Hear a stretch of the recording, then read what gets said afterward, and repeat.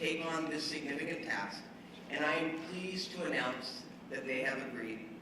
The Army Corps of Engineers brings significant resources and knowledge that will be critical to getting it done and getting it done right. LA County Public Works will be the lead agency on debris removal countywide for all areas impacted by fires. They'll partner with the cities of Los Angeles, Pasadena, and Sierra Madre, and will work directly with the Army Corps to manage this effort. A critical aspect of Phase 2 of debris removal is going to be private property owners who are opting in. Public Works is working with state and federal partners on a communication plan that will use all mediums available to share this information with impacted property owners. It is incredibly important that we get widespread participation. We need private property owners to sign up for this program to maximize the benefits offered so that they can move through the process swiftly and efficiently. When I met with members of the Altadena community and the town council last night, we also discussed the need to evaluate the immediate response to this disaster. That's why, at yesterday's Board of Supervisors meeting, I read in a motion to retain a consultant with subject matter expertise to review the evacuation policies and emergency alert notification systems. In all major disasters, the county completes an after-action report, but I felt it was important to prioritize and escalate this analysis now. The victims of this disaster deserve our transparency and accountability. Before I wrap up, I would also like to announce that the LA County has launched a one-stop funding and relief portal to help residents, businesses, and communities impacted by these horrific fires. It is lacounty.gov/relief. Again, lacounty.gov/relief. I continue to hear all the time that people want to help, and this is a great centralized resource to do just that. The site spotlights a range of funds dedicated to supporting first responders, offering housing assistance, providing relief for small businesses and workers, and most importantly, removing barriers for students and for our communities. You can head to the lacounty.gov/relief to check out all the ways that you can get involved. There are a lot of amazing organizations you can partner with to lend a helping hand. Thank you. I would now like to introduce County Supervisor Lindsay Horvath. Thank you, Madam Chair. We are grateful for your partnership and to the partnership of everyone present currently working to address wildfire containment, the first two phases of cleanup, and to protect burn areas given the upcoming rain prediction. These extraordinary efforts require unity across all levels of government, and we know that recovery may be a long and complex process, but our residents deserve timely information on what to expect and how it impacts you directly. That's what today is about, sharing a clear plan about what the first two phases of recovery look like. And I'll give an overview of what residents can expect as we begin cleanup, as well as the leaders here sharing more in detail. Phase 1. This is happening now in partnership with the EPA, who is collecting household hazardous waste. They have invested $100 million, more than 500 personnel on the ground who are leading this effort today. This is allowing us in some areas to repopulate, which allows for people to come back into their communities, potentially for a long term, potentially just to see their site. But either way, some are choosing to go, some are choosing to wait, given that this toxic cleanup still needs to happen. And younger people, as well as older adults, are particularly at risk from the hazardous materials that are on the ground. So if you can wait, we encourage you to do so. If you must get back to your property right away, we strongly encourage you to wear the PPE that our Department of Public Health is providing as you are escorted back into your neighborhoods. If you are returning home, please know that there's also a wind-blown ash and dust advisory, and that is why we strongly encourage you to wear the PPE. What you can expect to see right now on the ground as part of Phase 1. You'll see K-rail being established to protect these areas from potential landslides and ground shift from the predicted rains. You'll see sandbags deployed to reinforce vulnerable infrastructure. All of that is happening now throughout all of the burn areas. This is phase one. Phase two of the cleanup, it will happen in partnership with FEMA and the Army Corps of Engineers, who will be leading on debris removal. And as you heard, residents can opt into this service. We will provide it for you if you opt in. You can also hire a private vendor. If you choose to go that route, you still have to adhere to all of the policies outlined by the EPA and relevant departments. We're working as quickly and urgently as possible on all of these phases of cleanup, as we know it is critical to get people back into their neighborhoods. And for those impacted whose houses are still standing, please know that it still may take some time for you to be reconnected, both for it to be cleared of the toxic debris and to be reconnected to utilities like gas and power. And Director Pestrello will be sharing more. In partnership on these emergencies, we are also grateful to the Governor for issuing executive orders to expedite our recovery efforts. The county is the lead for the region on this critical work to clear debris from watershed, prevent landslides and mudslides ahead of upcoming rains. We are the lead of a partnership that is happening with state and federal partners. And working together, we will be able to provide this service for the entire LA County region. We don't need to see further loss of homes or roadways, and that is why we are working in a coordinated fashion. The Governor gave the county the authority to lead on this work on behalf of the cities of Los Angeles, Malibu, Pasadena, and Sierra Madre. We've also set up LA Wildfires Recovery Task Force under a unified command structure that is led by our county OEM. There are 9 specialized task forces, including debris management, watershed recovery, rebuilding schools, health and social services, cultural and natural resources, and long-term recovery. And in addition to the action that Chair Barger mentioned, yesterday our board also passed eviction protections for tenants providing shelter. We adjusted our short-term rental laws only to those impacted by fires to increase housing availability. We also had a motion directing county to secure state and federal resources for emergency response, recovery, and wildfire prevention. And we continue to make sure that all necessary resources are being deployed for all of our residents, so there is no delay in this recovery effort. Specific to 3rd District infrastructure needs, we know that the PCH and Topanga Canyon Boulevard are critical regional roadways, and so we have also sent a letter to the California Secretary of Transportation addressing these specific infrastructure needs.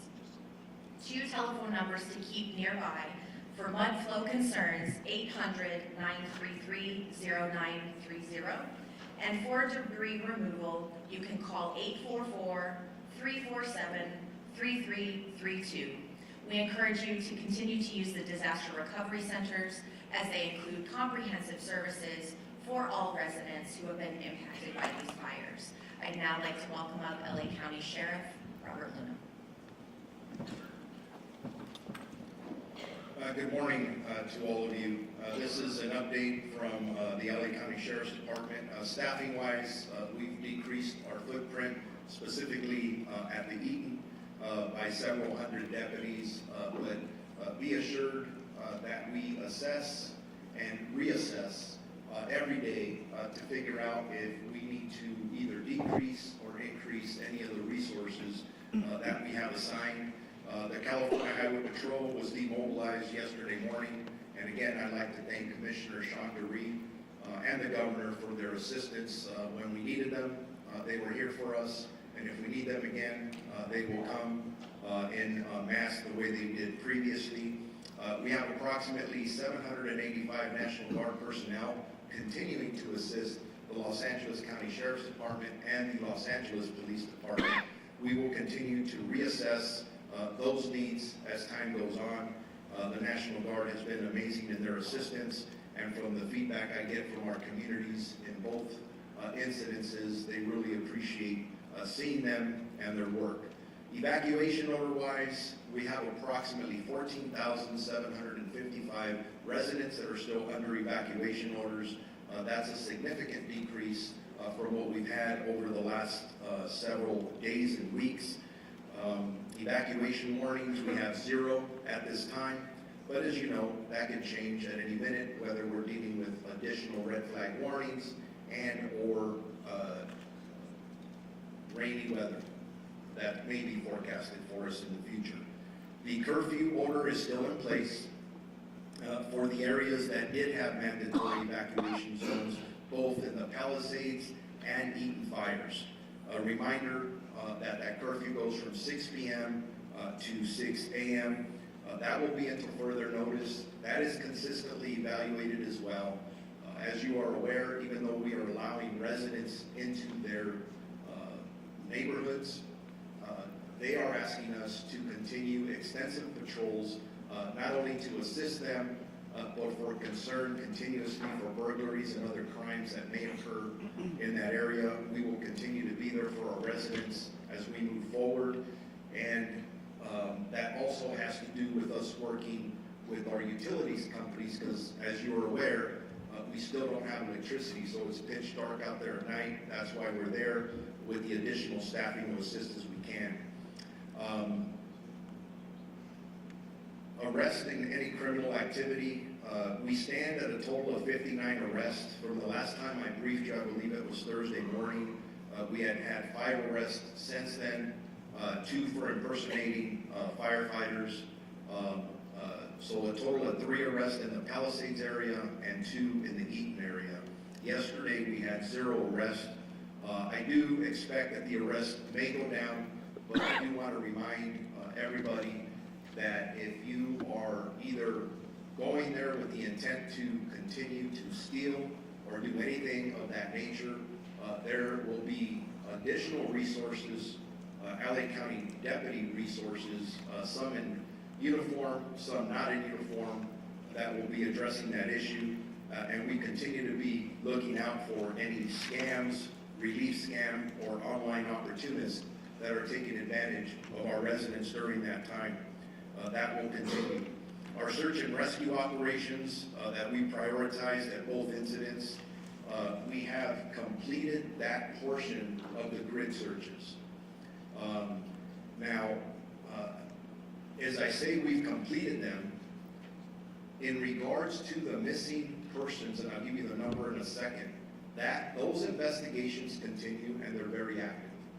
We have missing person detectives assisted by our Homicide Bureau who are still looking for our community members who have not been located yet.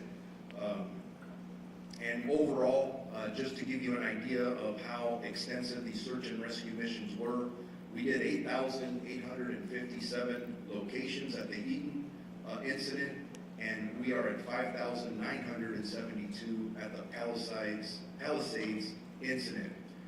I do want to remind our residents, as you're going back to your properties, as you're searching through your property, your materials, if by any chance you run across potential, whether I call it evidence, but it could be potential remains of somebody or something, please notify the Sheriff's Department immediately so we can go out, evaluate it with our partners at the medical examiner's office, so we make sure that if any other remains need to be recovered, they're done in an appropriate and dignified manner. I do want to remind everybody that regarding the evacuation zones lifted, we still have checkpoints out there between us and our partners at the National Guard, and right now we are still only allowing residents in to these areas. That was based on input from our community, that they wanted the opportunity to go there before everyone else did. That could be lifted in the very near future. Keep a year out for that. But as we transition back from our incident command teams back to, for example, the Altadena station, and then eventually our Malibu Lost Hills station, we will continue to support them with additional resources, specifically for what we call looter suppression teams. That has been in place from the day these fires started. That will continue until we assess that that is no longer needed. Regarding updates on deaths, there has been no change since the last time I updated all of you. The death toll stands at 23 total, 17 for the Eaton incident, and 6 for the Palisades incident. Regarding specific numbers with missing persons, we stand at a total of 22 active missing persons reported, 17 in Eaton and 5 in the Palisades, all adults. And again, we are working continuously to try and locate the reported missing persons to our organizations. We have put out bulletins to identify the persons that are missing. If you have any information regarding any of them, please contact us as soon as possible.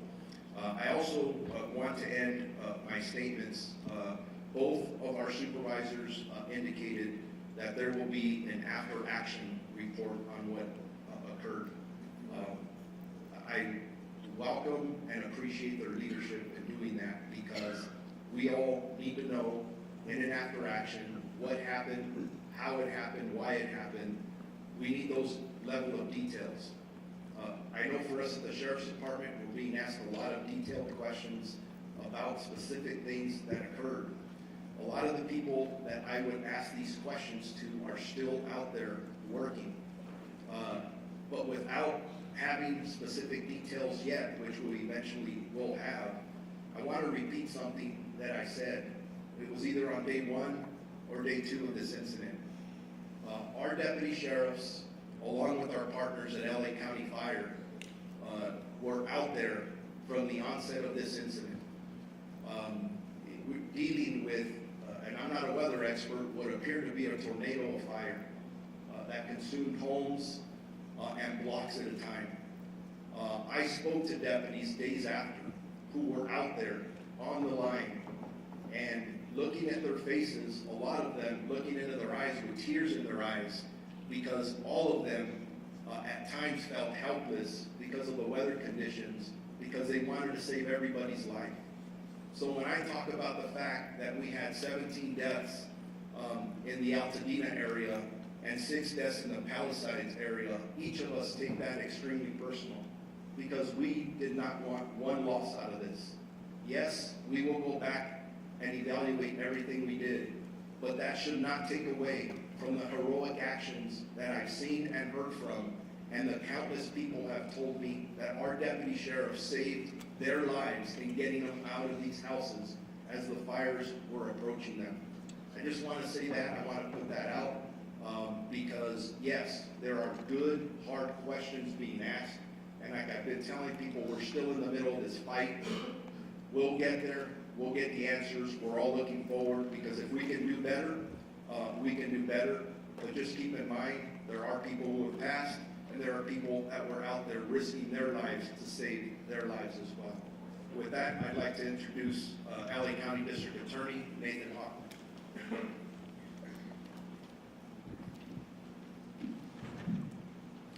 Good morning. I'd like to echo Sheriff Luna's words about the heroic actions of law enforcement that were out there from day 1, 24 hours a day. Not only saving lives, but saving homes, saving property, keeping us secure. Deputy sheriffs, the men and women from the Los Angeles Police Department and all the local agencies and the National Guard deserve our respect, and they deserve our admiration, and they have it. Same thing with the firefighters. The firefighters put their lives on the lines to battle these fires, and again, they deserve an incredible amount of our admiration. By the way, so do the over 200,000 people in this county that voluntarily evacuated.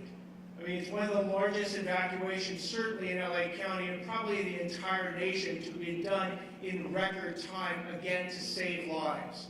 I'm one of those evacuees, and sure, it was uncomfortable, it was inconvenient, but it paled in comparison to the sacrifice of firefighters and law enforcement that was occurring every single day.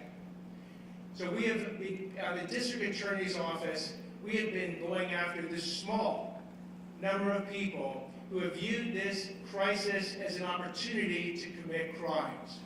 We've gone after the looters.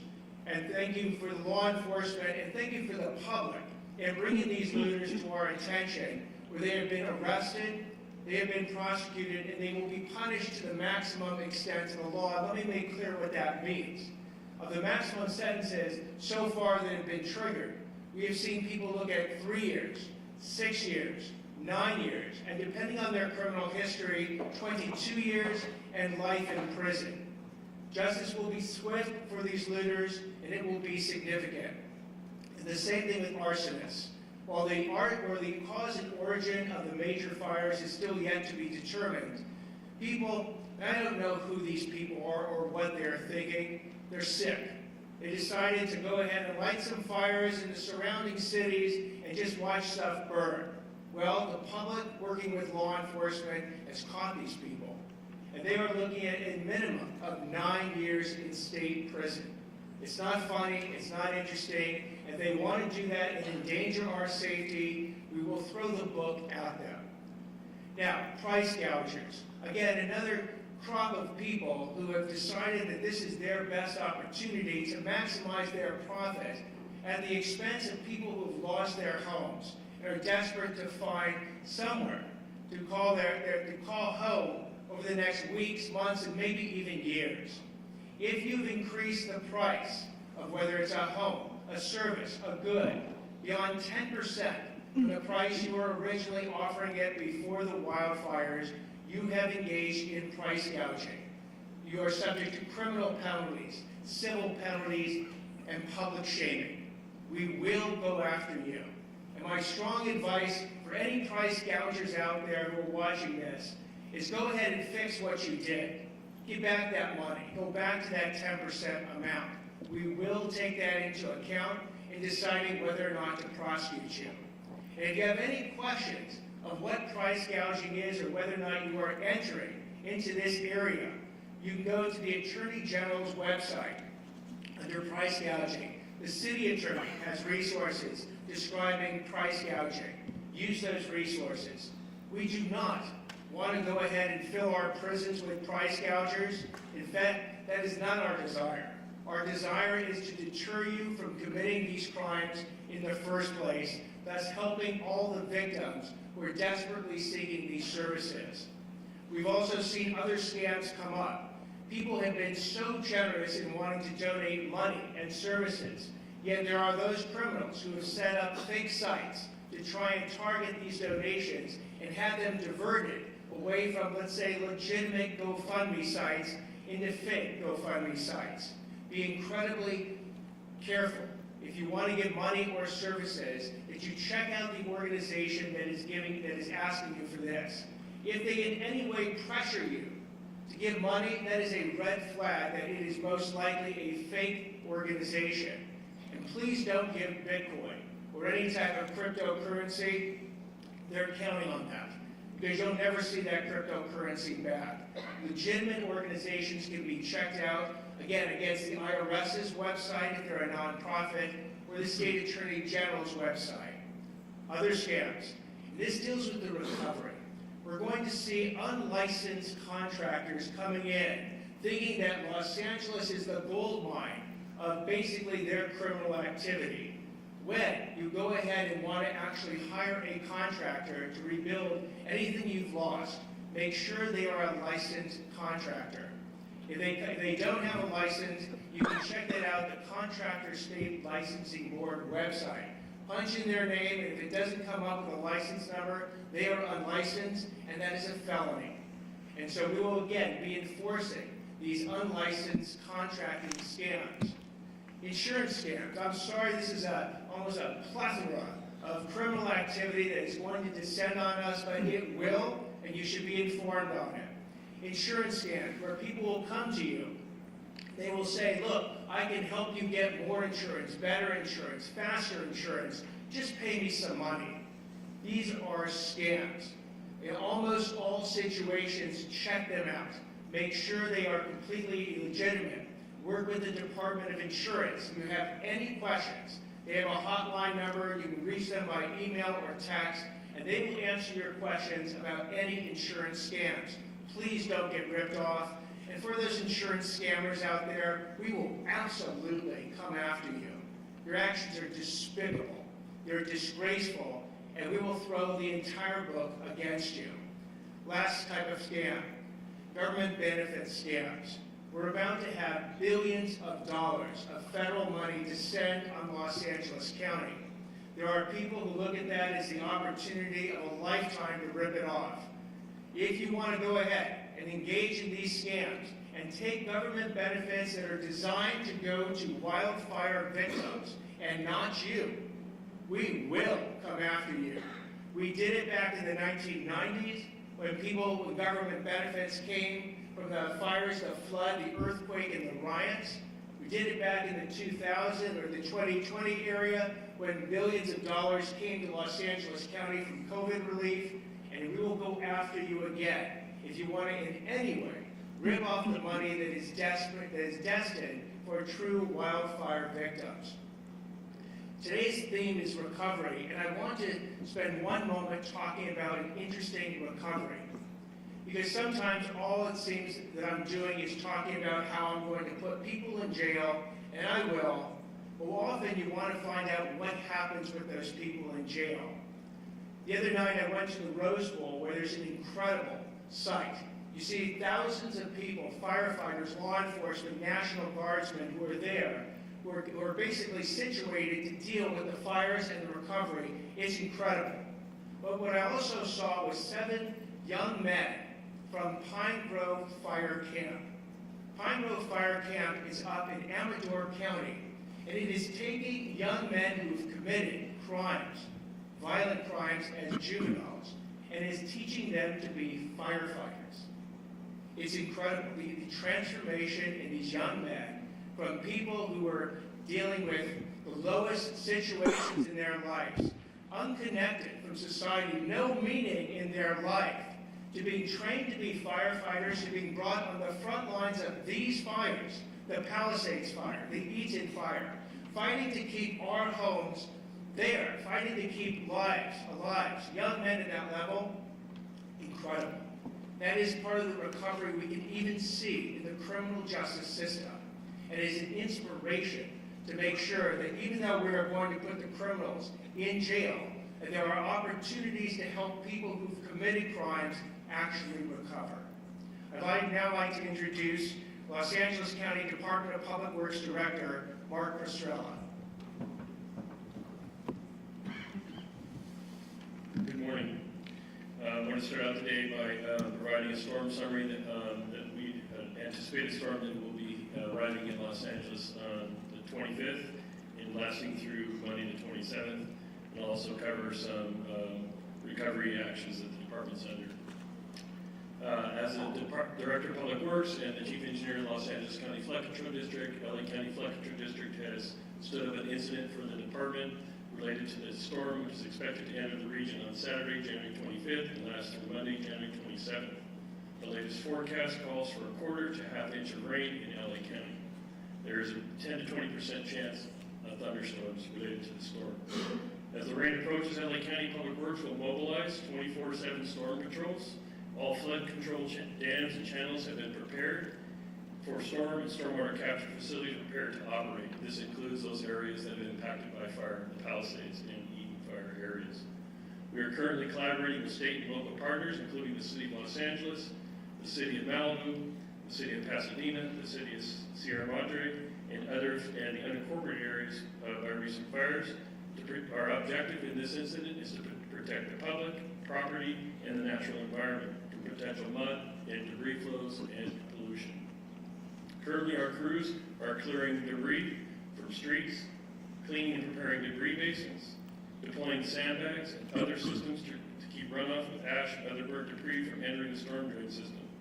Public Works is also working with the state to coordinate the deployment of K-rail in burned areas. This is the devices you see in the roadways to divert flows.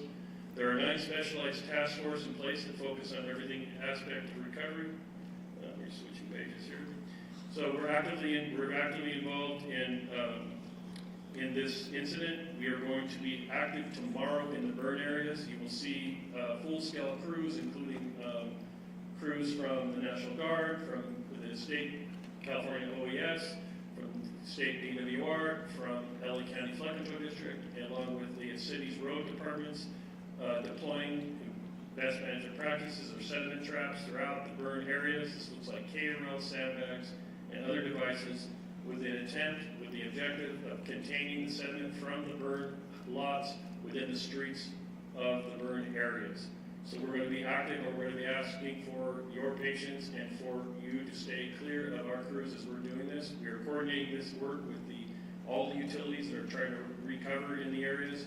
Those crews will be asked to stand down at one point so that we can make our way into the community all day tomorrow and Friday as we prepare the community for this rain event. The public is asked to, for those folks that have repopulated or who have stayed in their homes during the incident, we are not expecting an amount of rain in which we would have to ask you to leave your homes. In fact, what I would advise is that property owners that live in this area during the rain event remain in their home. And so therefore I'm asking that you put provisions together so that you might remain in the home and not have to use the street system. As the rain is occurring, we do expect sediment and debris to make its way to the street systems in the Palisades area and the Eaton area. This is it's not expected to be a tremendous amount of debris, but enough to actually cause transportation problems for our first responders as well as residents that may be trying to travel. I'd like to reserve those streets for our first responders. They are still actively responding to incidents, medical, and even potential structure fires in those areas. So at the beginning of any Saturday rain, which we expect on Saturday, we would ask the residents in these areas obey all laws, remain in their homes, and be diligent about remove sediment attacking your home. For those that live in the burn area and have hillsides behind their property that have burned, we are providing a service currently to come and look at your property. I've been announcing this for some time. We will take a look at your property. Our engineers in-house will take a look at your property along with our friends from Cal OES and advise as to what the condition of that slope is and whether or not any mitigations need to be taken. This could look like sandbagging or diverting the flows away from your residence.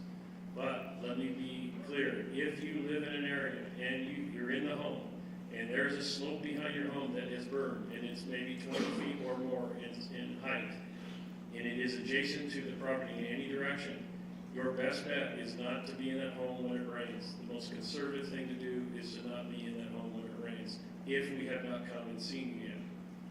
If we come to see you, or you have your own engineer coming and advising about how to protect the home, follow all those directions. They are intended to save you from the potential debris flows that we do expect to happen when it rains here in LA County. We have 9 specialized task forces in place that focus on every aspect of recovery. The task force include debris management led by Los Angeles County Public Works, watershed recovery led by the Los Angeles County Flood Control District, rebuilding led by the Los Angeles County Department of Regional Planning in conjunction with Public Works, schools led by the Los Angeles County Office of Education, health and social services led by Los Angeles County Department of Public Health, and the cultural and natural resources led by the County Parks and Recreation, housing led by Los Angeles County Development Authority, and the long-term recovery led by the County Department of Regional Planning. All of these task forces and the work that they're doing can be reviewed at recovery.lacounty.gov. We are currently using Santa Anita Racetrack will be the Eaton Fire Burn Area Base Camp and supply staging area for 10,000 K-rails, 350,000 linear feet of compost socks, 30,000 linear feet of straw wattle, 25,000 gravel bags. The Santa Monica Airport will be the Palisades Fire Supply Staging Area for 5,000 K-rails, 350,000 linear feet of compost socks, 30,000 linear feet of straw wattle, and 25,000 gravel bags. These are all equipment and materials necessary to secure the locations, the two burn areas from debris flows due to rain, and to maintain the pollution-laden sediment on site so it does not reach our waterways and the ocean. As I said, that's our objective. Also, PIT personnel are being made available in the Conservation Corps and Department of Water Resources. So what I'm trying to say is there's a lot of resources at your beck and call for the purposes of securing your home against rain. We have our first rain event. We expect more rain post this event. We plan for it annually. We prepare for it year-round. Your LA County Flood Control District is covering the entire area and preparing that big backbone system. And then we take on the second mission, which is stabilizing the urban areas and drainage systems within your communities as well. Now I'm going to talk a little bit about the debris removal program. We have, as been mentioned by both supervisors, we have a program that's being led by LA County Public Works to remove debris from within the burn area. It is a two-step process, and I've brought here today with me the Army Corps of Engineers, who is going to be partnering with our department to lead the removal of the debris, and US EPA, who will be removing the hazardous materials from sites. The hazardous waste removal is two steps. Post-fire house debris can contain toxic materials like you've heard, asbestos, lead, and mercury, chemicals from household products and other heavy materials. These materials are released into the ash and debris when structures burn and pose a risk to public health, animals, and environment if inhaled or handled improperly. As stated, the US EPA, the state, and LA County Fire are coordinating property assessments and household hazardous waste removal for activities to manage the removal of that material. This process has already begun, and you'll hear more about it from US EPA in a moment. That in the areas that are safe for the hundreds of inspection personnel to enter and provide clearance for safe removal of hazardous debris. This is again done at no cost to property owners, and inspectors will go property to property. Each property with damaged or destroyed structures must be inspected, and household hazardous waste removed before any other fire debris is removed. Step 2, I'm going to let Colonel Swenson give you more detail, but just generally, step 2 is debris removal. It's an extensive program. I'm going to let him describe that to you, but I do want to put this out. It is, as both supervisors stated, this program is being chaired, led by Los Angeles County Public Works in coordination with the impacted cities, City of Malibu, City of Los Angeles, City of Sierra Madre, Pasadena, and the unincorporated areas. We are encouraging all property owners, commercial and residential, to opt into this program. What I mean by that is you can opt in or opt out. Opting in means that you would sign up for the program and give us permission to enter the property to clear the debris. I'll let Colonel Swenson give more details. You can find out more about the property recovery at lacounty.gov. You can call for more information. You can call the following number, 844-347-3332. That's 844-FIRE DEBRIS. And again, 844-347-3332. With all that information said, I'm going to turn the microphone over to US EPA Incident Commander, Tara Fitzgerald.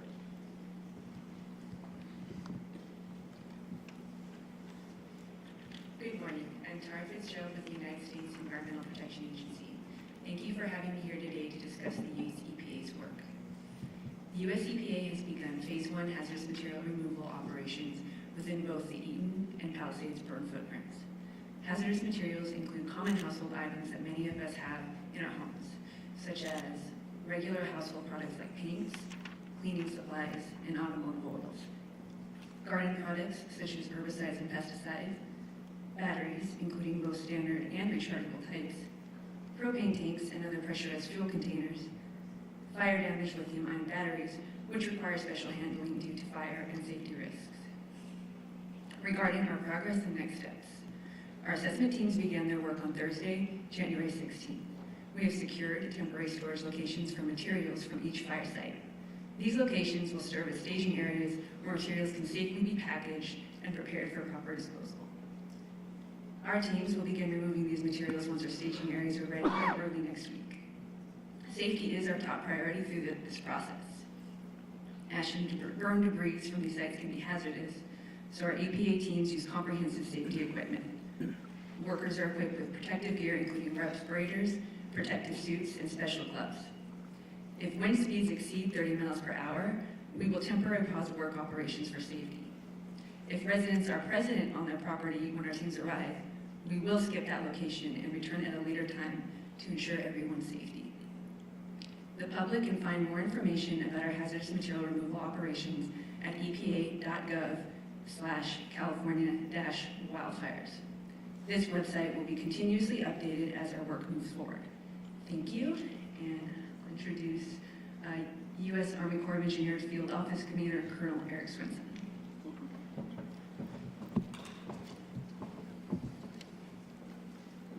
Good morning. My name is Colonel Eric Swenson with the Army Corps of Engineers. As stated, I'm the Recovery Field Office Commander for the Corps' mission here for private property debris removal. I want to start by saying our heartfelt thoughts and prayers go out to the communities of the LA area impacted by the wildfires. This tragedy is real for the U.S. Army Corps of Engineers, as members of our Los Angeles district of the Army Corps of Engineers have been displaced and some have lost their homes. Our top priority remains the health, life, and safety of all those affected by these wildfires. We, the Army Corps of Engineers, are on the ground working shoulder to shoulder with our federal, state, and local partners to begin the important mission of identifying, planning for, and removing debris from more than 12,000 impacted structures from the Los Angeles fires. We've already deployed experts who have extensive experience with all types of complex missions, including most recently in support of the Maui wildfires in Hawaii. The Consolidated Debris Removal Program is a two-phase process. Phase one, as stated by the EPA, is the removal of household hazardous materials, and phase two is the removal of other fire-related debris. Phase one, the removal of household hazardous materials, is assigned to the EPA and is already underway. And so today I want to take a second to provide a little bit of education and to explain some terms you're going to hear here in the coming weeks and months. The first is USACE. That's an acronym that stands for the United States Army Corps of Engineers. The second term is ROE. That stands for Right of Entry. That is a legal document that residents who own personal property, private property that was impacted by this fire will sign, allowing the federal government and my agency with our contractors to enter your property for the purposes of private property debris removal. And the third acronym is PPDR, Private Property Debris Removal. So those three things, if you can take those out today, you're going to hear those consistently when we go to town hall meetings, when we work with our state, federal, and local partners, and most importantly, the residents, as we help them rebuild their lives and livelihoods here in LA. Now, the process has already started. Our debris experts are already mobilizing to plan a safe, effective, and efficient approach for phase two debris removal. This includes working with local and state partners to begin identifying placement and disposal sites. Next, we will begin issuing contracts to our industry partners so they can mobilize and get on the ground here as soon as possible for site assessment and planning, and that has already started. And together with our partners that stand behind me, we establish open lines of communication with survivors so they understand each step of the debris removal process along the way. Now, I will tell you that this may sound complicated, but debris removal is not complicated, but it is complex, and we will work with communities and residents every step of the way so they understand what they're signing up for, and they understand the service that they're going to receive, and the benefit it will provide them in their quest to rebuild their lives and livelihoods here on their properties. Our goal is to get after this mission as quickly and safely as possible so that the city of Los Angeles and all the surrounding communities who have been impacted by this fire can begin rebuilding, getting their families back to their homes and their businesses back up and running. We are proud to be part of this team and to bring our best experts and expertise to this mission. I know it's been stated before, but I just want to say it again. For more information, please visit recovery.lacounty.gov or call the fire debris hotline at 844-347-3332. Again, I'm Colonel Eric Swenson. I'm honored to be here on behalf of the Corps of Engineers, and I look forward to walking shoulder to shoulder with community leaders at the state, federal, and local level, and most importantly, residents, survivors who have been impacted by these devastating fires. Thank you. And I'll be followed by the LA County Department of Public Works Director, Dr. Barbara Ferg. Thank you. Good morning, thank you. Good morning and thank you. I'm Barbara Ferrer, the Director of LA County's Department of Public Health, and I want to take a moment to express immense gratitude to our county supervisors, especially to Chair Catherine Barger and Supervisor Lindsay Horvath, as well as all our city and county partners for their extraordinary leadership and steadfast commitment during this challenging time. I also want to thank our first responders and Chief Maroney and Sheriff Luna for their bravery and tireless efforts to protect lives and property. Nevertheless, the devastation is surreal and heartbreaking. So please know that our entire public health team extends our support and healing prayers to everyone who's been affected by these devastating fires. And as we heal and we work together to rebuild lives, homes, and communities, it is important to note, as many have said, that the fires left behind significant hazards. And I want to highlight some key common sense steps that we should be taking to safeguard our health and well-being. Fire debris and ash contain harmful substances like heavy metals, asbestos, and toxic chemicals. Heavy metals such as lead and arsenic can come from burned electronics and building materials. And even a brief exposure can potentially cause skin irritations and lead to more serious illness. The same is true of exposure to asbestos, which we know is found in older construction materials, and it has the risk of causing severe respiratory diseases years after exposure. Additionally, some materials can produce chemicals when they burn, like polycyclic aromatic hydrocarbons, we call them PAHs, and dioxins, which everyone knows are also linked to respiratory irritation, and in some cases, they're known carcinogens. The fact that ash and fire debris likely contain these hazards highlights the importance of using protective equipment and handling debris with caution to minimize and prevent unnecessary exposure. And taking sensible precautions applies to many of us, since in the weeks to come and the weeks past, the winds continue to spread ash and soot, even in the communities that are not adjacent to the burn areas. There are a few sensible and important precautions to take if you're returning to fire-affected areas or cleaning up soot and ash at your home. If possible, consider delaying returning to burn areas until after the EPA has removed the hazardous waste products. If you are sifting through debris or you're cleaning areas that are coated with soot and ash, always wear protective gear.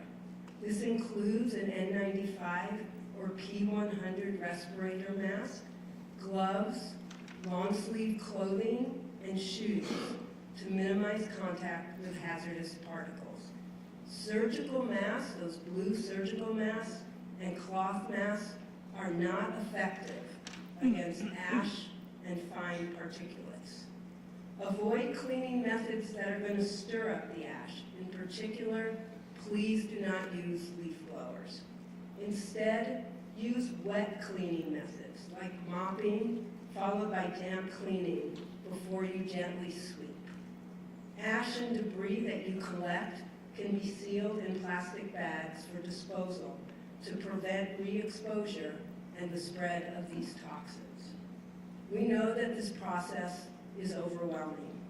Public health staff and mental health staff are stationed at all of the re-entry checkpoints. We have vital information and resources, including guidance on safe cleanup practices and we have protective equipment. We're also at the disaster recovery centers with information and DPH colleagues that can try to answer all your questions. For additional support, you can contact our environmental health community line at 626-430-9821, and we'll connect you with an environmental health specialist who can assist with your questions and concerns. I know that recovery is going to take time, and I also know that we're going to navigate this together. Public health is committed to providing support and resources that are needed to stay safe and to rebuild. Thank you. And now I'm introducing the FEMA Regional 9 Administrator, Robert Fenton Jr.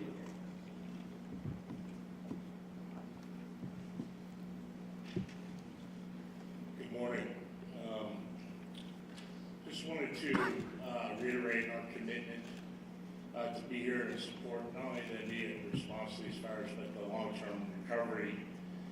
We are partnered not only really closely with the California Office of Emergency Services from the Governor's Office, but all the community members, all the elected officials and government agencies behind us. FEMA assistance has been focused on the response, and now we've started focusing in the last week or two on the recovery, primarily by helping individuals, but also starting the immediate efforts to start the cleanup. And you've heard EPA and the Corps of Engineers speak to those missions. We have the ability in FEMA underneath our authority to task federal agencies to support the state and local government, and we'll continue to do that as they need our assistance. We provide EPA $175 million to start the household hazardous materials mission. We provided $550 million to the Corps of Engineers to start the debris removal mission. And I suspect we will provide billions more here at this disaster to help with other things, whether it be the reimbursement of costs or helping with ultimately getting the water system back and operational for those urban areas, removing the debris from those areas, and helping individuals with their immediate needs. With regard to individuals that have been impacted by these fires, that's one of our really primary focus area now, is helping individuals with our programs that can provide them grants. Again, I just want to reiterate, I encourage every head of the household to apply to our program. If you've been impacted by the fires or you were evacuated by the fires, go to our disasterassistance.gov line. I do understand that last week there was some confusion with some of our letters to those that were insured. We've modified our letters to make them a little bit more clear. The key is, if you're insured, you need to go to your insurance company first and start that process. Good news is, through our changing in our regulations last year, we're able to help those that are underinsured. So continue through the process, start with your insurance company, and then we can potentially provide additional assistance to you. So far, we've been able to register almost 100,000 people in our program. We've provided over $36 million. About $12.7 million of that has been the serious needs assistance funding, and the remaining funding has been for personal property and displacement assistance. I expect those numbers to continue to rise as we move forward. The other program that we started last week was our transitional sheltering assistance program. As of today, we have 1,587 households checked in to hotels throughout the LA County area. Because this is a dynamic event, and that focus of those hotels is those that have had to evacuate and those who have been displaced, this population will decrease over time as people can return back to their back to their homes, and mandatory evacuations are lifted. So we'll be reaching out to those individuals that receive the auto dialers from us, telling them that they're eligible. If there's not a need anymore, we will communicate with them. If there is a need and you're displaced and you receive that message, you can phone back into our number and we can discuss specifically what your need is to make sure we're able to meet your temporary housing needs. We continue to stay committed and work with you. There's other forms of assistance that are available from the state, the county, local governments, nonprofits, faith-based organizations. A good place to go is the disaster recovery centers, and there's probably 60 or 70 different agencies there, and I urge you to go to those locations after you applied to assistance with FEMA. Thank you. Thank you so much. That's the end of our press conference. We're going to take just 2 questions, and then we will do one-on-ones. Does anyone have questions? We're going to go here in the middle. Microphone, please. Hey, Parker with Spectrum News. So it sounds like some of the statements are a little contradictory. I just wanted to talk about that. So Dr. Ferrer was talking about people, trying to stay out of the burn zones until EPA can remove the hazards. But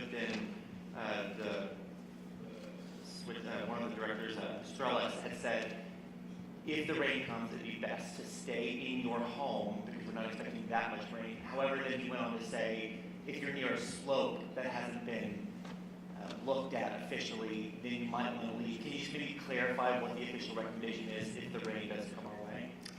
Yeah, I just want to clarify the suggestion that you wait to return until the hazardous materials are removed from your property. This is particularly salient for people whose property is burned, and they're anxious to actually get back to the property and maybe sift through the debris and see what they can salvage. But that, for those folks, it really would be better if you can wait until the hazardous materials are removed.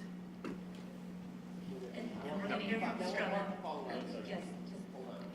First of all, there was a question about how, let me clarify how you will know if the materials are removed from your property. USEPA will be placing a placard on each property as it's completed. They will also be posting at the website that was previously noted their work as they complete each property. We will be putting those up so property owners can see the property has been, the hazardous materials have been removed. One quick PSA I want to put together about being prepared. Being prepared is the best bet for your defense, public's best defense. I want you to know your property's risk factors, clear drainage paths, use sandbags to direct runoff, and protect structures. Motorists should avoid burn areas and mountain roads. We don't anticipate evacuations, however, burn area residents should remain indoors if possible and avoid contact with polluted stormwater runoff. This is where the pollution piece comes in. Call the LA County Public Works 24-hour dispatch center to report storm-related damage, traffic signal outages, flooding, or other concerns at 1-800-675-4357. This is a round-the-clock posted position dispatch. 1-800-675-HELP. LA County Public Works is also, as I said previously, providing free engineering advice to property owners in areas at risk of mud and debris flows. They can call the Mud and Debris Flow Hotline, which I didn't get earlier, which is 1-800-933-0930 to make an appointment. Actually, if you call us right now today, we're in your neighborhoods, we're deploying engineers throughout both the burn scar areas. They're pre-deployed there and waiting for these calls. And so we would ask that you make a call to this number and we will dispatch engineers to look at your property. I also would advise, again, you can utilize private civil engineers to look at your property for advice as well. We will also provide sandbag services to residents that are unable to do their own sandbagging. This again is for residents that feel threatened by the rain or who are primarily in the burn areas where they have burn slopes around their homes. So I'd ask again that disabled or elderly residents that are seeking advice to call that number, get to them, and then we will provide sandbagging for residents that we feel are unable to provide that service themselves. Thank you for that. We'll go right here. Thank you, Senator. Michelle Last, Channel 4. Mr. Pastrella, I think this is for you as well. Can you talk more about the disposal of the debris? We know that some of it has started. Can you tell us where it's going? And we've heard that some of it might go to gravel mines, one of them in Irwindale. Can you confirm or deny or give us more information on that? There are 2 locations. There's a primary location being set up. USEPA can answer that question about the hazardous waste materials, so I'll let USEPA discuss that. Good morning. So we have not begun transferring any hazardous materials from our temporary storage locations. We are still determining where that would be. So that would not be part of any debris removal. And then Just reminding me too, debris that is, people are trying to remove from their properties now, or when we start the debris process, that is going to be heavily controlled. Right now, our landfills, local landfills, are being told not to accept fire debris of any kind, silt or trash, until we designate the proper location for that material to go. The material will be stockpiled once Army Corps gets going. The material will be stockpiled in an approved location, safe location, and it'll be separated. We'll separate recycled materials, we'll separate Class A materials if we find them, polluted materials, and then regular material that can go to our regular landfills. The landfill capacity in LA County has been shown to be able to accept the majority of the regular landfill material. We've already been in contact with landfills. LA County is in charge of that planning. The Class A materials will go to a Class A dump, and the recycled materials will go appropriately to a recycling facility for that use. Thank you. Last question over here. Good morning, Craig Fickner with KNX News First. Supervisor Barker, if I may. I'd like to know, you I think were the first to send a letter to then President-elect Trump, now President Trump. I understand he'll be here Friday. What do you know about the visit? Will he visit Palisades fire disaster and Eaton fire disaster, both? And on top of that, what do you hope to tell him? Sounds like you'll have his ear. Well, the visit's still being worked out, so I can't comment on the specific, but I can tell you that, and I know I can speak for my colleague, Supervisor Horvath, when you meet the residents who have been impacted by these wildfires, it's compelling as it relates to the need, both at the federal level, state, and frankly at the county level.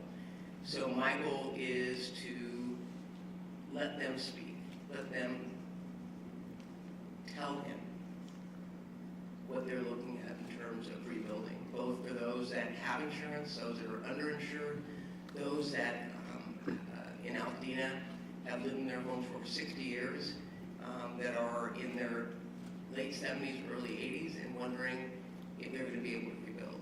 And that's really my goal, but the specifics are still being worked out. But there's no question in my mind that take the politics out of it. This is about people. And I know that when I go and talk to the residents in my district, they don't care whether you're a Republican or a Democrat. All they want is to know that the government they believe in, that they've been a part of, that they've paid taxes into, are going to be there for them in their time of need. Thank you very much. That's the end of our press conference. We will facilitate for Spanish. We have a spokesperson right over here. We can set up to the side for one-on-ones. Please approach the front and we will connect you with the appropriate speaker.